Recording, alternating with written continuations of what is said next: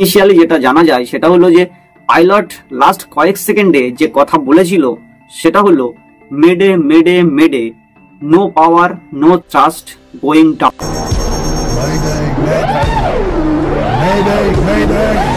নমস্কার বন্ধুরা, আমি বা আপনি এখন আছেন, কয়েক সেকেন্ড পরে নাও থাকতে পারেন। সবকিছু বদলে যেতে পারে চোখের পলকে।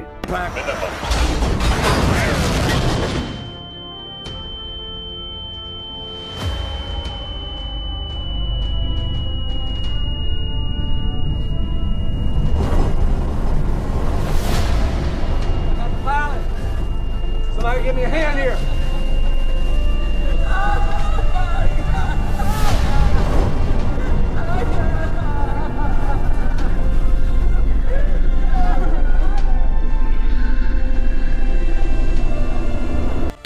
June 2025 বৃহস্পতিবারের দুপুরে আবহাওয়া ছিল একদমই ফ্রেশ। এয়ার ইন্ডিয়ার AI-171 বোয়িং 7878 ড্রিমলাইনার ফ্লাইট তৈরি হয় টেক অফের জন্য আহমেদাবাদ থেকে লন্ডন যাওয়ার জন্য। ফ্লাইটের ভিতরে ছিল 2 জন পাইলট, 10 জন ক্রু মেম্বার সহ 130 জন প্যাসেঞ্জার। সবার চোখে ছিল অনেক স্বপ্ন, অনেক আশা, অনেক ভরসা নিয়ে সবাই বসেছিল ভিতরে। কেউ কেউ তো ইন্ডিয়া ট্যুর শেষ করে লন্ডনে ফিরে যাচ্ছে, ইনস্টাগ্রামে স্টোরি দিচ্ছে। আবার কেউ কেউ তাদের পরিবারের সঙ্গে দেখা করে ফিরে যাচ্ছে। আবার কেউ তার ছোট ছোট বাচ্চাদের নিয়ে, তার পরিবারকে নিয়ে লন্ডন যাচ্ছিল। আর তাদের মধ্যেই ছিল আরেকজন, যিনি হলেন গুজরাটের প্রাক্তন মুখ্যমন্ত্রী বিজয় রূপানী। এই সমস্ত মানুষের আশা স্বপ্ন নিয়ে এয়ার ইন্ডিয়ার AI-171 বিমানটি ওড়ে আহমেদাবাদের সর্দার বল্লভভাই ইন্টারন্যাশনাল এয়ারপোর্ট থেকে, এবং ঠিক তার কয়েক সেকেন্ড পরেই হয়ে যায় ভারতবর্ষের এভিয়েশন ইতিহাসের সব থেকে ভয়াবহ মর্মান্তিক বিমান দুর্ঘটনা। বিমানটি টেক অফ করে মোটামুটি 400 থেকে 600 ফিট উচ্চতা পর্যন্ত যায়, এবং তারপরেই দেখা যায় যে আস্তে আস্তে নিচের দিকে নামতে থাকে। এভিয়েশন হিস্ট্রির কেউ আন্দাজও করতে পারে না যে একটা ঠিকঠাক বিমান ওড়ার পরেই কিভাবে এমন দুর্ঘটনা ঘটতে পারে। পুরো দুনিয়া অবাক হয়ে যায় এই ঘটনায়। Plane tragedy in India. There are still unanswered questions surrounding the Air India crash. The Boeing 787 Dreamliner has a stellar safety record. This is the first fatal crash. Now, investigators are studying the cockpit voice recorder from the Air India plane, which Investigators are looking to answer what brought down the plane. Families have gathered outside the civil hospital in Ahmedabad. There were 242 passengers and crew. There are tragic scenes in the Indian city of Ahmedabad. Breaking news, local hospital officials now confirmed to ABC News there is one survivor after a passenger plane crash near India's Ahmedabad airport. Pilot কিছু করার জন্য মাত্র 32 second সময় পায়। বিমানটি যখন ঠিকঠাক ভাবে উড়ছিল এবং যখন ওরা বন্ধ করে দেয় হঠাৎ করে, তার মধ্যে মাত্র 8 সেকেন্ডের সময় ছিল। একবার ভাবুন তো, এই ভয়াবহ ঘটনা দেখে, একটা ভিডিও ভিজুয়াল দেখে সবাই যেখানে চমকে যাচ্ছে, সেখানে পাইলটরা যখন সামনাসামনি দেখতে পাচ্ছে যে তাদের সামনে গ্রাউন্ড চলে আসছে আস্তে আস্তে, তাদের কি অবস্থা হয়েছিল সেই সময়। আজকের এই ভিডিওতে জানার চেষ্টা করব যে অ্যাকচুয়ালি কি ঘটনা ঘটেছিল সেই দিনকে। দেখুন, পুরো নিট অ্যান্ড ক্লিন ভাবে তো জানা সম্ভব নয়, কারণ সেটা ইনভেস্টিগেশনের টিম দ্বারা ইনভেস্টিগেশনের পরেই জানা যাবে যে এক্স্যাক্টলি কি হয়েছিল সেদিন। বাট অনেক অভিজ্ঞ পাইলট এবং এক্সপার্টদের কথা অনুযায়ী ঠিক কি হতে পারে সেটাই জানার চেষ্টা করেছি এবং এই ভিডিওর মাধ্যমে আপনাদের সামনে তুলে ধরেছি। আহমেদাবাদ এয়ারপোর্ট থেকে বিমানটি টেক অফ করার পরেই মাত্র 2 কিলোমিটার দূরে মেঘানীনগর বলে একটা রেসিডেন্স এরিয়া, যেখানে বিজে মেডিকেল কলেজ বলে একটা কলেজ অবস্থিত, সেখানে হোস্টেলের বিল্ডিং এর উপরে গিয়ে ক্র্যাশ ল্যান্ডিং করে বিমানটি। তখন অলরেডি হোস্টেলের ভিতরে মেডিকেল স্টুডেন্টসরা, জুনিয়র ডাক্তাররা লাঞ্চ করছিল দুপুরের। একজনাই বেঁচে যায় লাকিলি, এবং সে সময় যারা হোস্টেলের ভিতরে বসে খাবার খাচ্ছিল তাদের মধ্যে আনফরচুনেটলি কয়েকটা স্টুডেন্টের জীবন চলে যায় এই ঘটনায়, যারা আগামীতে হয়তো মানুষের সেবা করতে পারত, এবং অনেকেই গুরুতরভাবে জখম হয় এই ঘটনায়।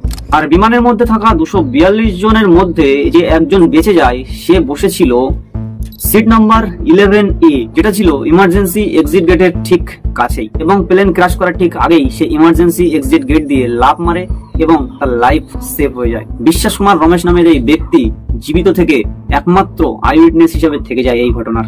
এখন ঘটনা হলো যে অনেক কিছু প্রশ্ন উঠে আসে এই প্লেন ক্র্যাশ থেকে। প্রাক্তন এক পাইলট ক্যাপ্টেনের মতে এয়ার ইন্ডিয়ার এই বিমানটি অনেকটাই লেটে হাওয়াতে ওড়ে। যদি আপনি ভিডিওটি খুব ভালো করে দেখেন তো সেটা কেন? যদি ইঞ্জিন ফেল হয়ে থাকে তাহলে ইঞ্জিন থেকে কোনো ধোঁয়া বা আগুন ভিজুয়ালে দেখা যায়নি কেন? কেমন করে একসাথে দুটো ইঞ্জিন ফেল হতে পারে? তিনি বলেন যে কোনো এয়ারক্রাফট ম্যানুফ্যাকচারিং কোম্পানি এটা মানতে রাজি হবে না, কিন্তু যদি এমনটা হয়েও যায় কিছুই করার থাকবে না, কারণ কোনো পদ্ধতিই নেই যে এটার হাত থেকে বাঁচা যায়। পৃথিবীর মধ্যে দুটো এয়ারক্রাফট ম্যানুফ্যাকচারিং কোম্পানি বোয়িং এবং এয়ারবাস, তারা সবসময় তাদের ম্যানুয়ালে একটা রেমেডি দিয়ে থাকে, একটা উপায় পদ্ধতি দিয়ে থাকে যে যদি ইমার্জেন্সি কোনো রকম কোনো অসুবিধা হয় তাহলে পাইলটরা বিকল্প কোন পথ বেছে নিতে পারে বা কি করতে পারে সেই সময়, এক কথায় কিভাবে সেভ করতে পারে বিমানকে। কিন্তু এক্ষেত্রের জন্য তারা কিছুই তৈরি করেনি। তারা বলছে যে এমনটা হওয়া অসম্ভব, দুটি ইঞ্জিন ফেল, তাও আবার টেক অফের সময়, এমনটা হওয়ার চান্স নেই বললেই চলে, ইনফ্যাক্ট কখনো হতেই পারে না। সেজন্যই এমন কোনো লিখিত এমন কোনো বিকল্প তাদের ম্যানুয়ালে তারা রাখে না। কিন্তু 12 জুন সেটা হয়ে গেল। আর এটা আপনাদের বলে দিই যে এই প্লেন ক্র্যাশের ভিডিও ভিজুয়ালটি যে শুট করেছিল, যে ছবি তুলেছিল, ভিডিও করেছিল, সেই ছেলেটির নাম হলো আরিয়ান।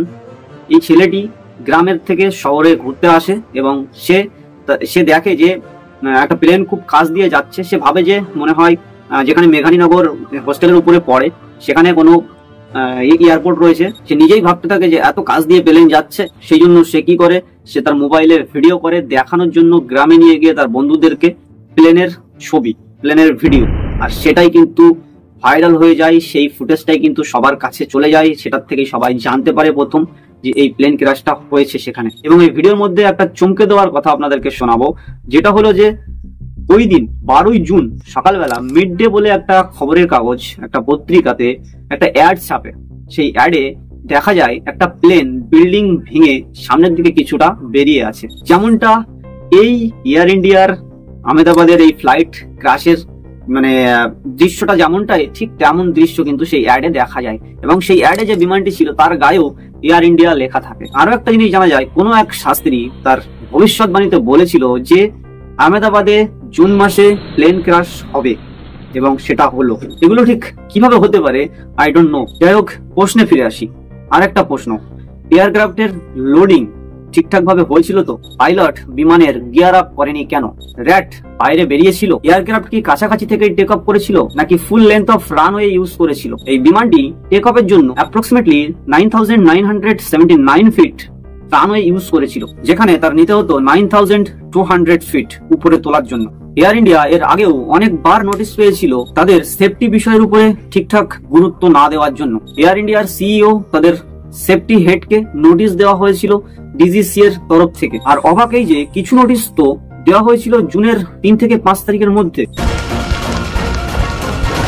তাহলে এটা থেকে তো পরিষ্কার বোঝা যায় যে তারা গাফিলতি করছিল কোনো না কোনো জায়গাতে। একটা যেটা বড় প্রশ্ন, যে এই কেসের ইনভেস্টিগেশন ঠিকঠাক ভাবে করবে তো ইনভেস্টিগেটররা, নাকি পাইলটের উপর দোষ দিয়ে চালিয়ে দেওয়া হবে? এমনটি কেন বলছি, সেদিন এই ফ্লাইট ওড়াচ্ছিলেন ক্যাপ্টেন সুমিত সাভারওয়াল, জানার 8200 ঘন্টার ফ্লাইং এক্সপিরিয়েন্স রয়েছে, এবং কো পাইলট হিসেবে ছিলেন ক্লাইভ কুন্দার, যারও 1000 ঘন্টারও বেশি ফ্লাইং এক্সপিরিয়েন্স ছিল। এনারা দুইজনাই ছিলেন অনেক অভিজ্ঞ, আর যার জন্যই তারা টেক অফের কিছুক্ষণের মধ্যেই কিছু গড়বড় বুঝতে পারে এবং এটিসির কাছে মেডে কল পাঠায়। অ্যাভিয়েশনে এই মেডে কলের অর্থ হলো যখন বিমান কোনো গুরুতর অবস্থায় পড়ে, এক কথায় যখন বিমানের পাইলট এবং সমস্ত যাত্রীদের জীবন ঝুঁকিপূর্ণ অবস্থাতে পড়ে যায়, তখনই পাইলট মেডে কল পাঠায় এটিসিকে। আর ঠিক মেডে কলের পরই এটিসির সঙ্গে বিমানের যোগাযোগ বিচ্ছিন্ন হয়ে যায়। এয়ারপোর্টের সিসিটিভি ফুটেজ থেকে দেখা যায় বিমানটি ফ্লাই করার কিছুক্ষণ পরই আস্তে আস্তে নিচের দিকে নেমে যেতে থাকে এবং তারপরেই একটা বড় ব্লাস্ট হয়ে যায়। কয়েক সেকেন্ডের মধ্যেই সবকিছু বদলে যায় একদম। এখন এটা কোনো টেকনিক্যাল এরর ছিল নাকি কারোর মিস্টেক ছিল, কি হয়েছিল আসল গড়বড় যার জন্য এত বড় একটা দুর্ঘটনা ঘটে গেল, সেটা তো সম্পূর্ণ ভালোভাবে ইনভেস্টিগেশনের পরেই জানা যাবে।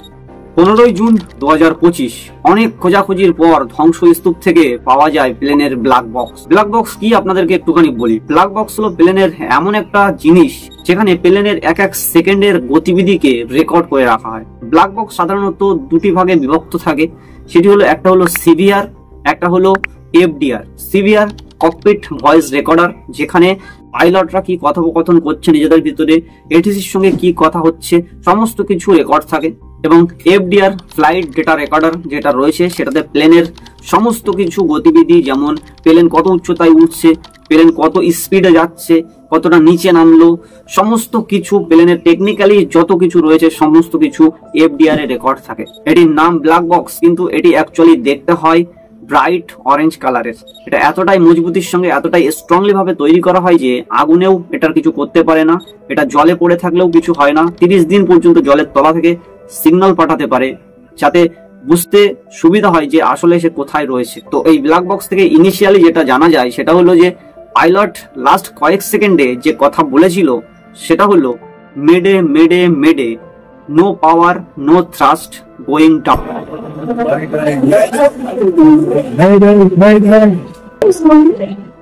যেখান থেকে এটা আন্দাজ করা যেতে পারে যে নো পাওয়ার মানে ইঞ্জিন পাওয়ার পাচ্ছে না, নো থ্রাস্ট একটা বিমান ওড়ার জন্য যতটা জোর দেওয়া প্রয়োজন হয় সেই জোরটা দিতে পারছে না, গোয়িং ডাউন, আর যে কারণেই নিচের দিকে চলে যাচ্ছে বিমানটি। তার মানে এখান থেকে এটা ধরে নেওয়া যেতে পারে যে ডেফিনেটলি বিমানটির দুটো ইঞ্জিনই ফেল করে গেছিল। আরো অনেক কিছু সামনে আসে, অনেক আর্টিকেলসে এটা বলা হচ্ছে যে ফ্লাপ এবং গিয়ারের সেটিংস এর গড়বড়ের জন্যই হতে পারে, কিন্তু এখনই এটা নিয়ে কোনো সঠিক কনক্লুশনে পৌঁছানো যাবে না, কারণ এটা নিয়ে যতই রিসার্চ করা হবে ততই বিভিন্ন মতামত, বিভিন্ন তথ্য উঠে আসবে, আর সেজন্যই ধৈর্য ধরে থাকতে হবে সম্পূর্ণ ইনভেস্টিগেশন কমপ্লিট হওয়া পর্যন্ত। ব্ল্যাক বক্স পাওয়ার পর ডিজিসিএ, এএআইবি এবং বোয়িং এর টিম এটা নিয়ে ইনভেস্টিগেশন শুরু করে দিয়েছে। যেটা আসল সত্যি সেটা খুব তাড়াতাড়ি সবার সামনে আসবে। কিন্তু এই ঘটনা ঠিক পরপরই আরেকটা শকিং নিউজ সোশ্যাল মিডিয়াতে সবার সামনে আসে, সেটা হলো 2024-এর নিউ ইয়র্ক টাইমস এর একটা রিপোর্ট। এটা হলো বোয়িং 787 ড্রিমলাইনার এবং বোয়িং 777 সিরিজের বিমানে কিছু খতরনাক কমতি, কিছু খতরনাক গাফিলতির কথা জানা যায়। বোয়িং কোম্পানির সিনিয়র একজন ইঞ্জিনিয়ার স্যাম বলে একজন, তিনি বলেন FAA ফেডারেল অ্যাভিয়েশন অ্যাডমিনিস্ট্রেশনকে 787 ড্রিমলাইনার এবং 777 সিরিজের বিমানে কিছু কমতি এবং কিছু গাফিলতির কথা জানানো হয়। স্যাম বলে, আমি বোয়িং এর কোনো বদনাম চাই না, কিন্তু ভবিষ্যতে যেন কোনো দুর্ঘটনা না হয় সেজন্যই এই রিপোর্টটি দিচ্ছি। স্যামের রিপোর্টে ভয়ঙ্কর কমতির কথা উঠে আসে। তার মতে ড্রিমলাইনারের ম্যানুফ্যাকচারিং এর সময় কিছু শর্টকাট অবলম্বন করা হয়েছিল। তার মতে এই বিমানগুলোর স্ট্রাকচারাল লাইফ কম ছিল। আরো বলে এর জন্য সিরিয়াস ফেলিওর বা ক্র্যাক হতে পারে। এর মানে এই নয় যে প্রত্যেক ড্রিমলাইনার ক্র্যাশ করবে, কিন্তু এই রিপোর্ট থেকে এটা ধারণা করা যায় যে কোনো আনইউজুয়াল সিচুয়েশন যদি চলে আসে তাহলে ড্রিমলাইনার সেই স্ট্রংলি প্রভাব দেখাতে পারবে না যেটা তার দেখানো উচিত। আর 12 জুনের পরে এমন আরো ঘটনা ঘটেছে যার জন্য মনে ঘোরাফেরা করছে যে এমন কিছু কমতি তো অবশ্যই হয়েছিল। 16 জুন দিল্লি থেকে রাঁচি যাচ্ছিল এয়ার ইন্ডিয়া এক্সপ্রেসের একটি প্লেন, কিন্তু আকাশে ওড়ার পরই তার যান্ত্রিক গোলযোগের জন্য তাকে দিল্লি এয়ারপোর্টে আবার ফিরিয়ে আনা হয়। তারপর আহমেদাবাদ দুর্ঘটনার পরে আরো একটা এয়ার ইন্ডিয়ার বিমান যেটা সান ফ্রান্সিসকো থেকে কলকাতা হয়ে মুম্বাই যাচ্ছিল, AI-180 একটি বিমান, হঠাৎই মাঝ আকাশে বিমানটির বাঁদিকের ইঞ্জিন কাজ করা বন্ধ করে দেয়। তাড়াতাড়ি করে কলকাতা এয়ারপোর্টে রাত 12:40 নাগাদ ল্যান্ড করা হয় বিমানটি। তাহলে সত্যিই কি স্যামের কথা সত্যি বলে ধরে নেওয়া যায়?